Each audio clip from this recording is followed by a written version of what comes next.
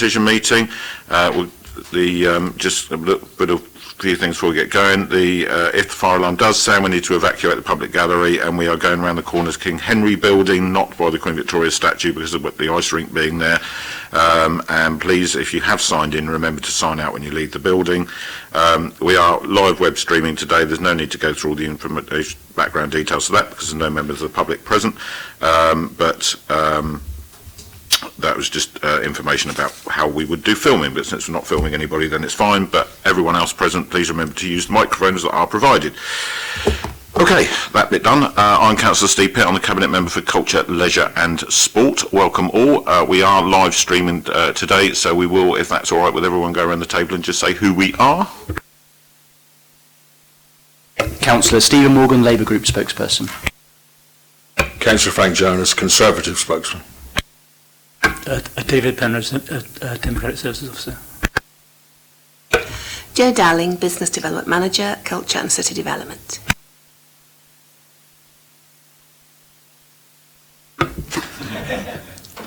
Chris Richards, Community Projects Officer. Adrian Rosier, Park Service Manager. Sue Page, Finance Manager. Just in time, Sue, just in time. Well done, thank you very much. Okay, item 1 on the agenda is, shouldn't be item 1 on the agenda. Item 1 on the agenda we've just done, which is welcomed apologies. And item 2 we should cover off is any declarations of interest, members. Note there are none, so that's fine. So we will now proceed to the for real item 1 on the agenda, which is the park, seafront and events fees and charges update for next year. Over to you, Jo. Hi, well this is the Park, Seafront and Events fees and charges, as Councillor Pitt said. This report is a report done by myself, the events team and also Adrian, so it's a tripartite thing. I'd just like to talk about my area, which is the beach huts and the poster sites. So for the beach huts, we have just gone 2.4% across the board on the increase, just rounded up, so some might be 1.9, some might be 2.6, but overall we've just kept with the CPI, rate of inflation. The only thing I would like to bring to your attention is that for the weekly beach huts, we would like to offer out to visitors the hire.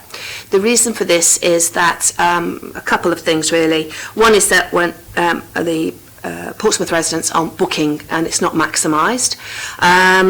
And so it would only bring in, if we offered out to visitors and it was a full booking, another £2,000, which isn't extensive. But what it does do is it does make a secondary spend down the seafront a lot better because people are down there and it's busy, and for those businesses support, and also it shows our visitors that we're sort of welcoming them to the city. It might even encourage them, if they can hire a beach hut for the week to stay over for an extra day, who knows. So that's why we've decided to do that this year. We did offer out to PO10 last year, and so we widened the net and it was still the same, so that's why we've gone for the visitor side this year. The other thing on the events side, before we go to Adrian, is just on the hire seafront equipment. We just reduced it slightly, just because it wasn't being, there was no demand for it. It was causing a lot of storage. We had to keep replacing it. So we've just maintained the hire of the equipment that is in the most demand. That's to reduce storage and to reduce the maintenance, but it won't affect any of the community groups because we've kept the things that they really hire. Other than that, the land fees, 2.4% again, we've gone across the boards. Finally, the poster sites, we've kept it again at 2.4%. There's nothing there that I needed to change. I've adjusted over the years. I think it's quite comfortable. We're getting our income target. People are interested. They think it's good value for money. I've kept it as it is. Thank you. Thank you very much. Over to you, Adrian, for your comments from the park side of things. Thank you, Councillor Pitt. So for the sports pitches, those charges remain competitive with our neighbouring authorities, and we're proposing to use inflation on those. We are proposing a revision to the provision of an attendant at sports pavilions, at all sports pavilions for matches. This would be a case of clubs hiring a set of keys for the season, and that they get access themselves to the pavilions, and within their allocated changing rooms they would be provided with corner flags, and they would put those out before and take them in after the match. They would also be responsible for cleaning the changing room they've used after the match, and then the roving attendant will go around to each of the pavilions after the games. They'll also be on hand if there should be any emergencies to attend to. So that way it's a way of keeping our pitch hire fees as competitive as possible. We will increase the deposit for a set of keys from £10 to £25, just so that covers the cost of the keys. In terms of that proposal, we have consulted with the PFA. There was one response, and that was really just asking for clarification of how the new arrangements were going to work, so we've responded to that one. In terms of the golf charges, again, these remain competitive within the local market, and we're proposing that the green fees, which have stayed the same since April 2016, that the adult and senior citizen weekday charges rise by £1 and the weekend charges rise by £2. We're also considering a new offer in the springtime to try and attract more people to some of the season ticket price options that are available. So we'll be running that in March onwards. Okay, thank you very much. Just a couple of comments from me. The strategy that we're moving towards with the teams doing their own flags and leaving dressing rooms tidy, is that something that's used by neighbouring authorities as well? Yes, there's at least 3 neighbouring authorities do the same. So we're looking to mirror that. We've given it quite a lot of consideration internally before bringing it forward, and if you hire a community room in a community centre or another space by the hour, you are required to leave it tidy as you found it. So we're not asking people to do something that's extraordinary.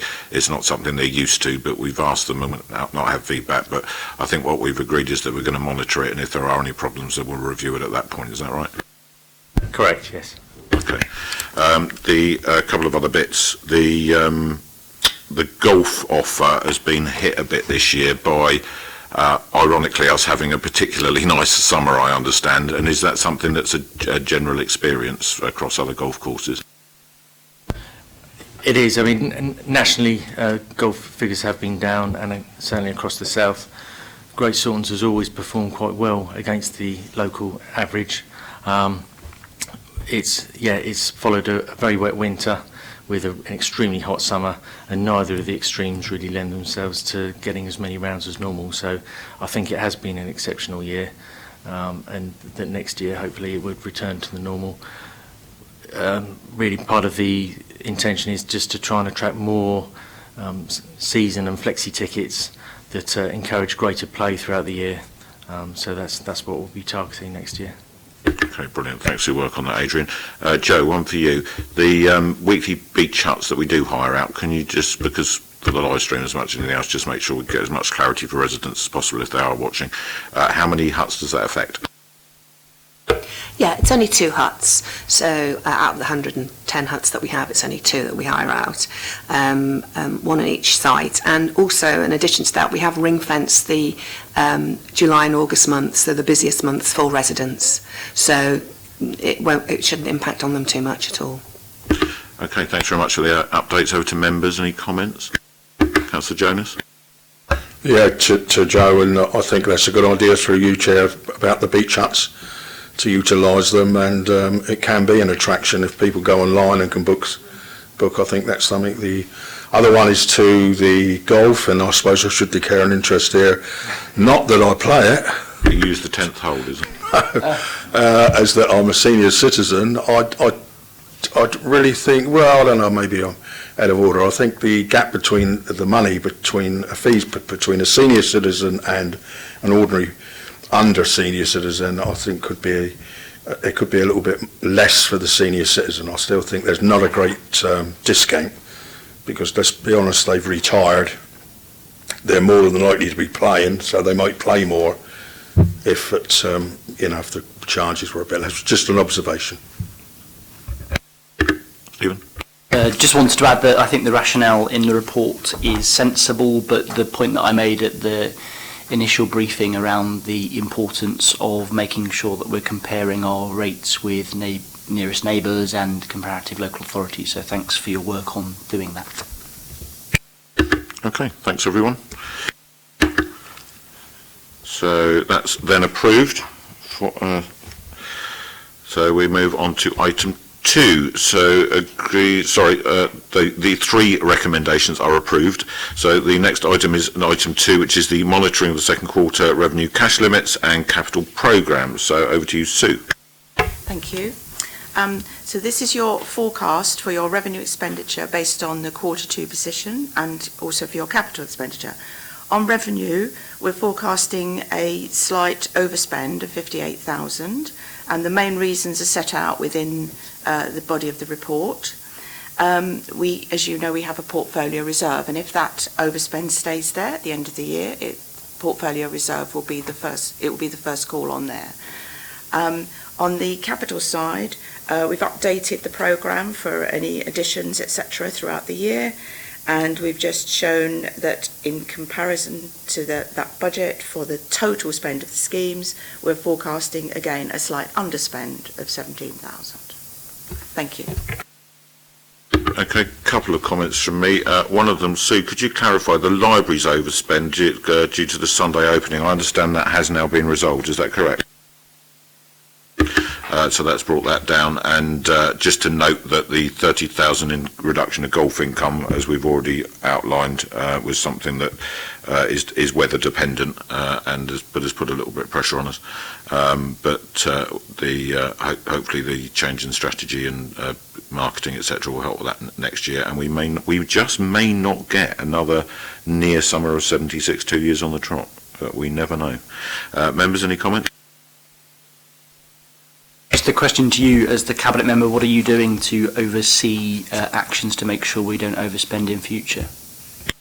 So it's one of those movable feasts because you don't quite know where the overspend is going to come from in terms of something like the golf, where that was.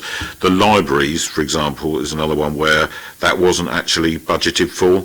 It was something that had been indicated by the previous Cabinet member, but no funding had been found to resource it, so that has now been identified, and another portfolio is covering that at the moment because it was deemed to be something that was important for the community to actually better take advantage of. The other thing that happened that we weren't necessarily expecting was that because as an authority we charge our museums full business rates, the 43,000 uplift as a result of the success of D-Day is somewhat frustrating, but obviously there's cash pressures across the council, and at the moment the decision is that we're going to take that under advisement and see if we can look at what happens in other authorities, but it's only taking from Peter to pay Paul, and that doesn't seem very sensible. So as you know, Director Stephen Bailey's very much on the ball with these things. We get regular weekly updates on where pressures might be coming from, and we address them, and I would expect the portfolio to return to a cash neutral position or near as damn it by the end of the financial year.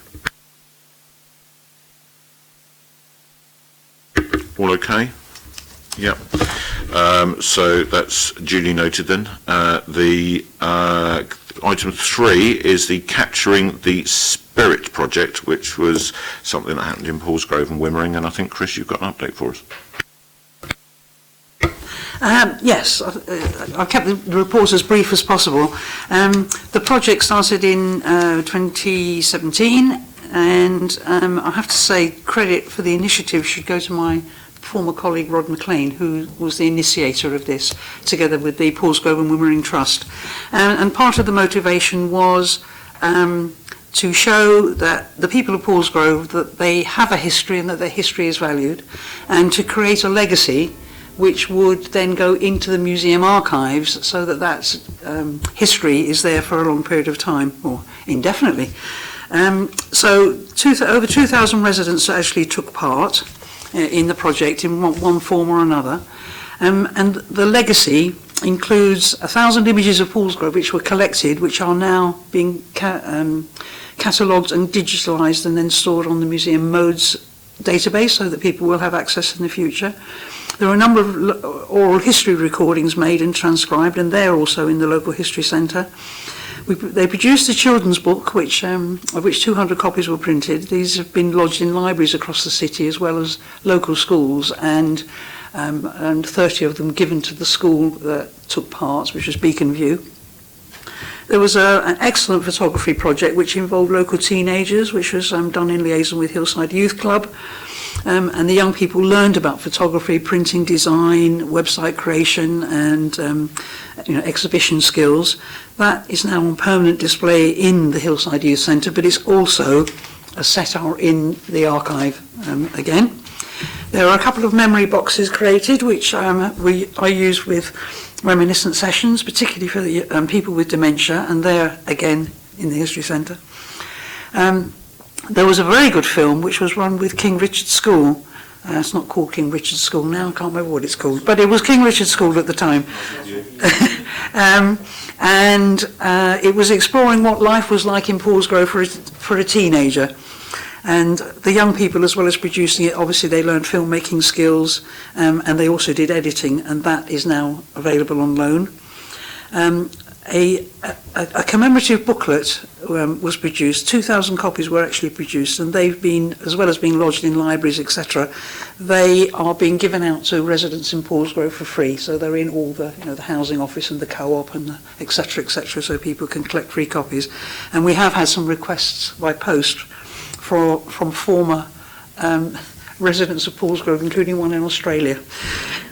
3 of the trustees, in fact, who are themselves long-term local residents, produced a virtual tour of the area. So there were a series of photographs now and then a narrative which goes along with that, and that's been used in order to get people together talking about their memories and their knowledge of the area.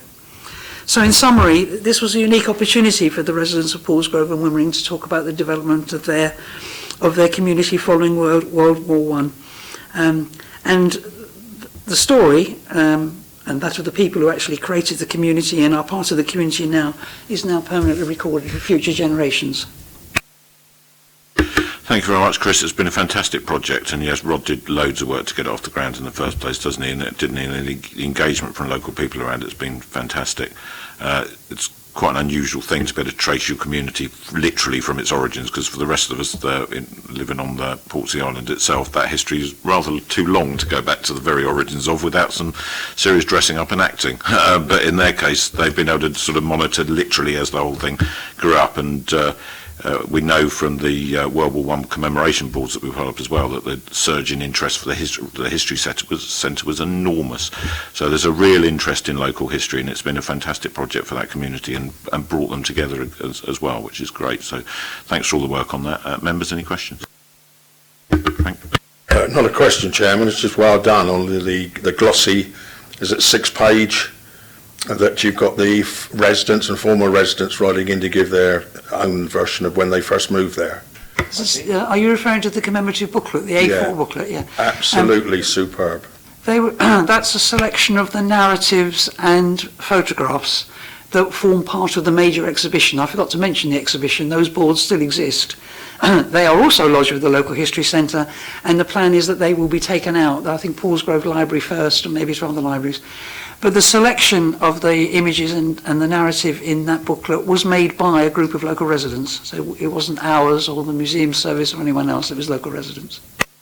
Councillor Morgan? Congratulations and well done. It was a light relief to read the booklet rather than the EU withdrawal agreement. Couple of things, just keen to understand how the model could be applied elsewhere in the city, because I think that would be a fantastic legacy for the whole of Portsmouth. I think in a way Paulsgrove and Wimmering are slightly unique, and they certainly see themselves as separate, and that can be a negative and a positive. And there are other areas of the city that have already had quite a bit of local history and oral history done. But in theory, with the funding, remembering this was HLF funding and a significant amount of money, which enabled the employment of some workers with experience, or one with experience and 2 who were trainees, why not? It could be done in any community. But I think not that many communities have such clear boundaries and sense of themselves as Paulsgrove and Wimmering do. You don't want to go around saying that in Milton, Chris. Or for that forgot Fratton Lad.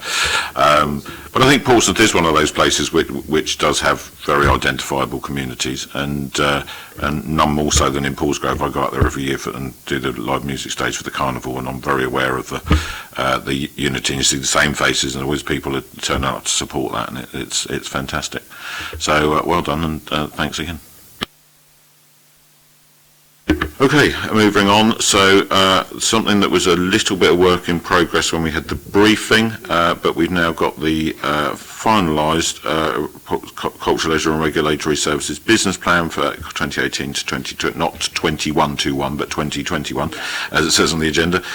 So over to Jo to present. Thanks, Councillor Pitt. And just on that point, I have found a few more typos. It's nothing to do with the content, but I would like to make sure that they're just rectified before it goes on the website again, because that's quite important. So if you don't mind, we'll do that. Is that okay? And I need to apologise because I promised to do my homework for you and do some of that typo checking, and I didn't. Okay. So I'm sorry. Okay, thank you. So the business plan sets out our priorities and targets for the next 3 years. We bring one every year and we refresh it around about 30%, roughly.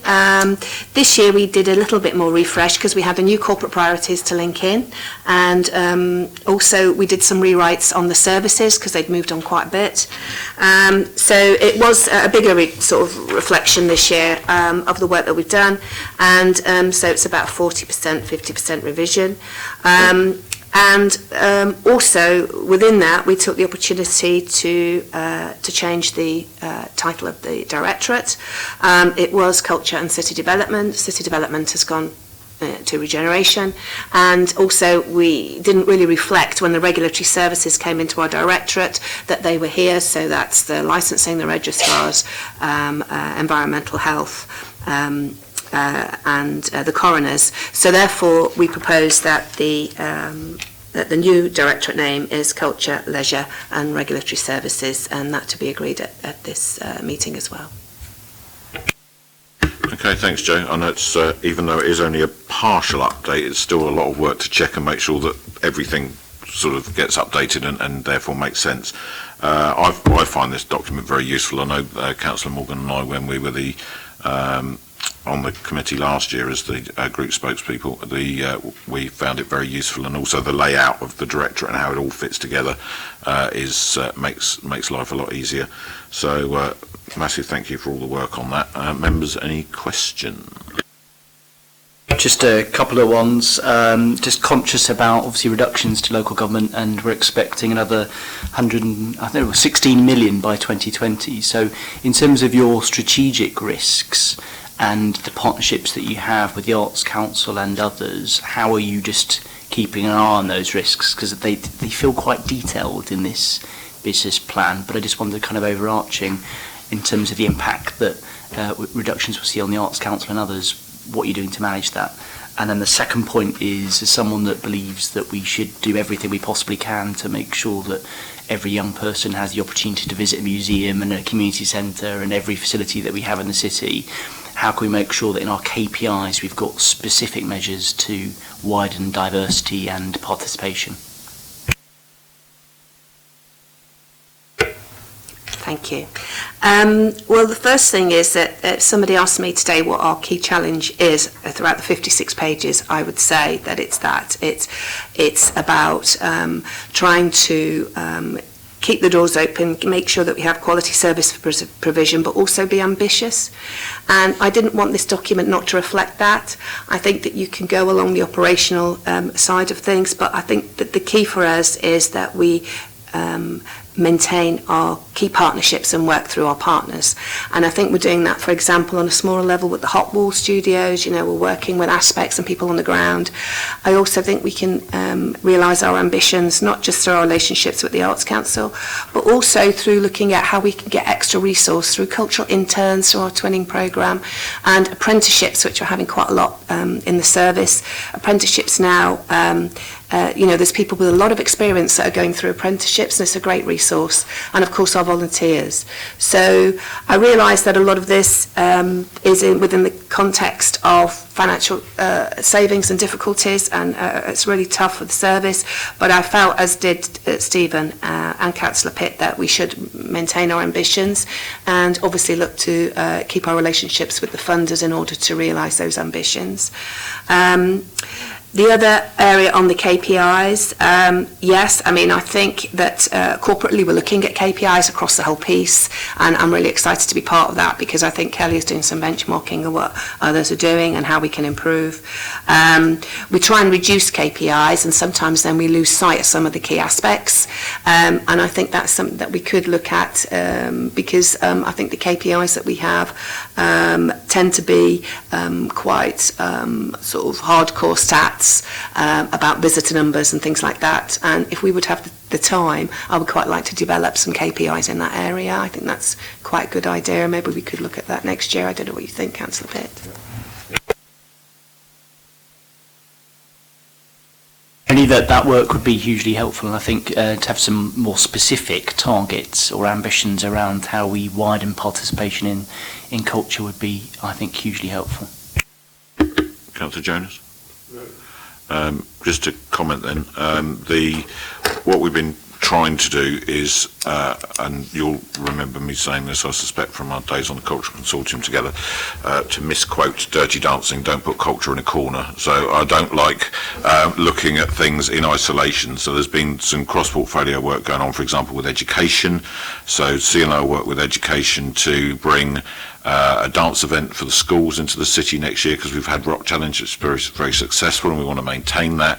But Darcy Bustle will be bringing her own event to the new Theatre Royal next June, where she's going to personally appear and judge the schools. The take-up's already been massive. I think 26 schools, when I met them earlier in the week, have registered to take part.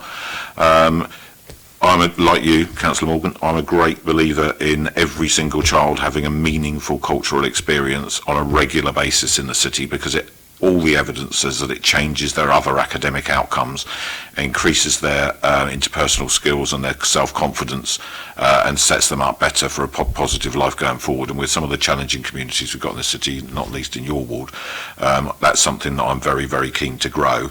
And we need to do that by working across the different portfolios with public health and adult social care, children's social care, culture and leisure, education. Everybody has to contribute to be part of that process.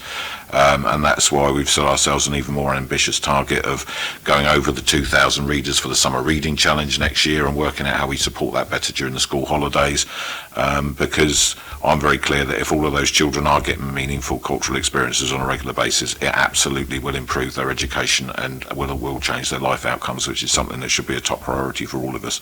And measuring that with KPIs is something that we definitely should be looking into and doing in more detail. I did make a couple of other quick notes. In terms of the partnerships, I went over to Southampton recently with the leader and met with my opposite number over there on the cabinet. We should have had the Southampton leader as well there, but unfortunately he was ill that day. But we had the deputy chief exec there as well.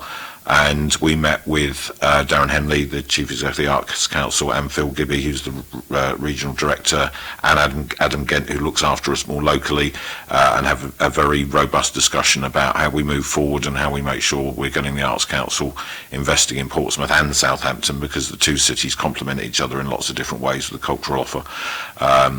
For those who are watching on live stream, if you've just thrown something at the television, that's very naughty of you, because divisions that maybe exist in certain sports do not necessarily exist in culture, and I know that from my own personal experiences in that sector. So it's something where when we can work with partners to make sure that we're still keeping Portsmouth very much in their mind when they're looking at funding programmes. It's crucially important. The city's had a lot of support from the HLF over the last few years, and most recently with the joint project with the NMRN on the landing craft tank, which will be coming in at the end of next year. The new funding structure will make it more challenging, but we just need to be working with other partners and organisations across the city who have actually been really successful at finding their own slightly less mainstream funding pots to bid into, something the New Theatre Royal did successfully, something the Naval Base Property Trust has also had a lot of success with over the years, and sharing that knowledge and getting people supporting each other is the way that we can try and fill some of these gaps that are being forced upon us, I think. So, okay. Anyone else got any comments on that? No. Indeed, and therefore they are approved, and the new directorate name, which I wanted to call the Ministry of Fun, but I wasn't allowed to, is the Culture, Leisure and Regulatory Services Portfolio. And unless anyone's got any other comments, that concludes today's meeting. Thank you very much, everybody.